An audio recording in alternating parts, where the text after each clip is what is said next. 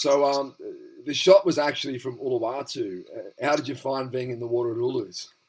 Well, it was technically Upper Ulu at Temples, and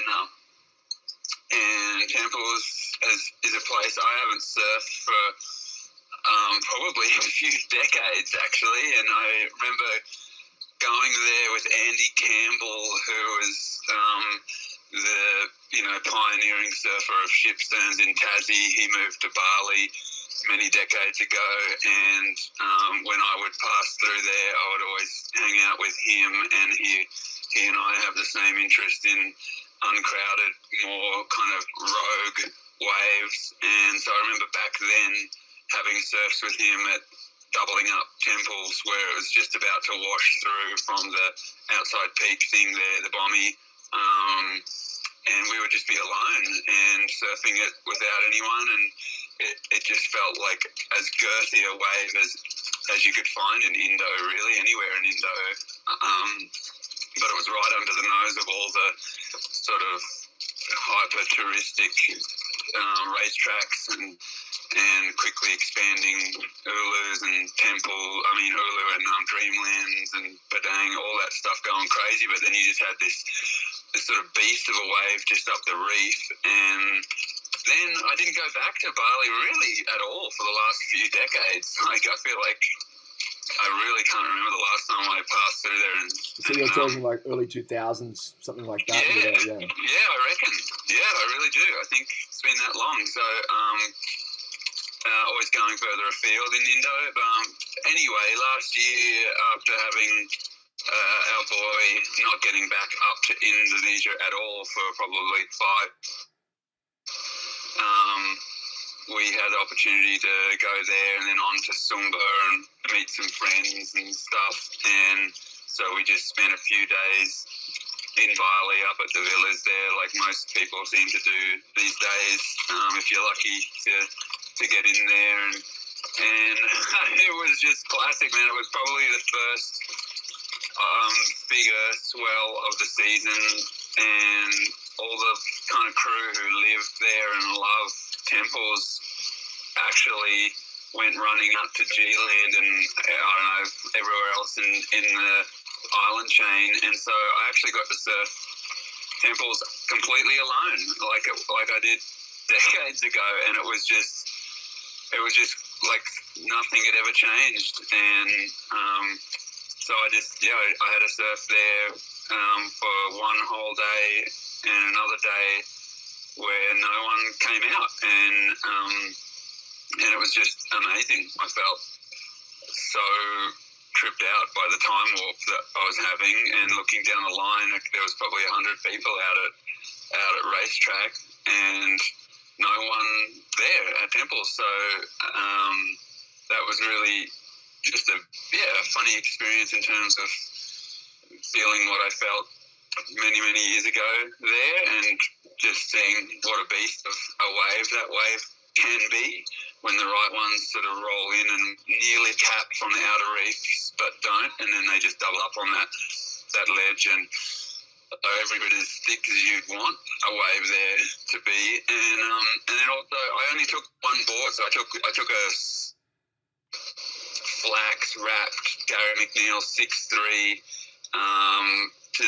to Indo for a month of tripping around, and I took that board because I haven't creased or broken one flax board ever, and that board in particular has been to Tassie and Hawaii and South Oz and all over Indo already on that trip. And then it was just amazing to take a board that I've had for so long and know so well. And I don't think I'd gone left on a proper open pit for probably 5 years because of living where we live, everything's going the other direction. So all of that just made it very special to be able to be out there and just surfing waves rather than trying to catch waves and dodge crowds and do all of that. It was just sort of like a special moment to be able to surf a board that I know like the back of my hand because I've had it for so many years, and they don't age, they don't lose their flex or their spark, these flax boards, and I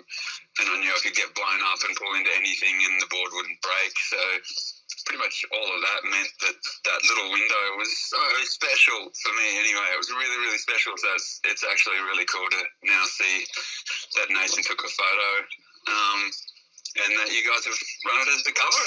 It's an honour and just another level of stoke on top of the whole deal that was already really good.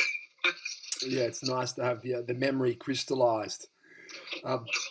I suppose I should ask. You did go on to Sumba, which is featured in the issue. Was that like a stark contrast to being on the Bukit Peninsula, a step back in time?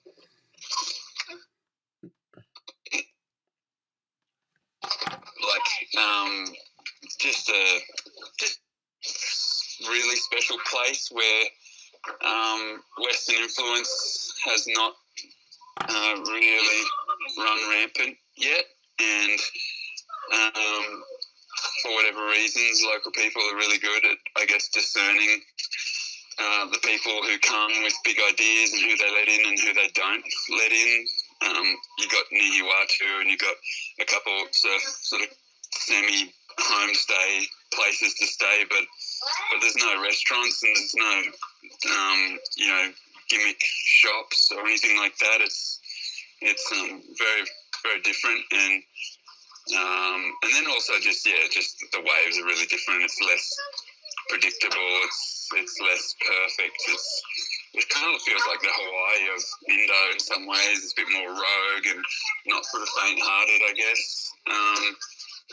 But everywhere, I guess, has their aspects that sort of bring them back to a middle point.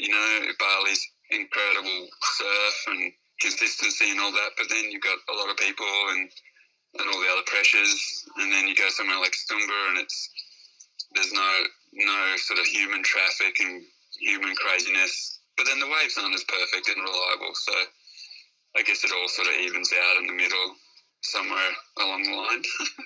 And you did kind of get folded in Sumba and buckle both your knees. Yeah, we had an amazing trip, and then everything just went absolutely pear-shaped at the back end of it. I think a week before we were meant to come home, I got pressed on my board and tore the medial ligaments in both my knees, and then I was hobbling around for a few days, and my family were all there together having a great time, and I didn't want to call the trip short just because I was buckled. So then I managed to hobble down to this little beach with our son Minnow, who's 5 at the time, and then he fell out of a tree onto the rocky beach and broke his arm really badly. And I did that crazy parent thing where you can lift up a car off your child. Basically, I picked him up and ran up this cliff like my knees were just normal. got to the top and trying to calm him down with this gnarly broken forearm, and then my knees just blew out. And so anyway, a couple of days later, we managed to get back to Bali and then fly back to Australia and get his bones set. But I came home in a wheelchair with him on my lap with a little cardboard and masking tape splint on his arm. So it all went very pear-shaped, and I was kind of laughing how I was like, I maybe having these flax boards, maybe it's good if they do break sometimes, so then my body isn't the one that's copping it, because the board came home fine and it's still perfectly intact, and I came home in a wheelchair. So it's like, maybe it can be a good thing if you have boards that do break. At least sometimes, yeah. Yeah, sometimes. Well, that's a great anecdote, and I think that'll pretty much do it for us. But no, that's good, and I guess how are the knees now?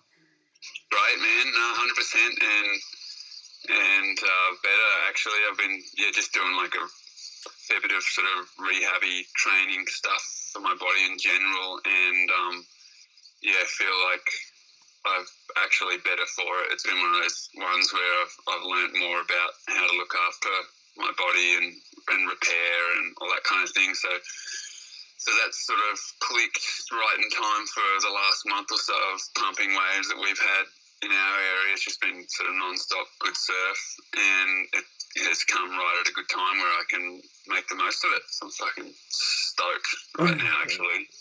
really stoked. Yeah, sometimes there's nothing like an injury to motivate you to get in better shape in a way. Oh, big time. And then just to feel extra grateful when you're back firing on all cylinders, and have that coupled with the start of a season that has been pretty special up here. So very, very happy. All good.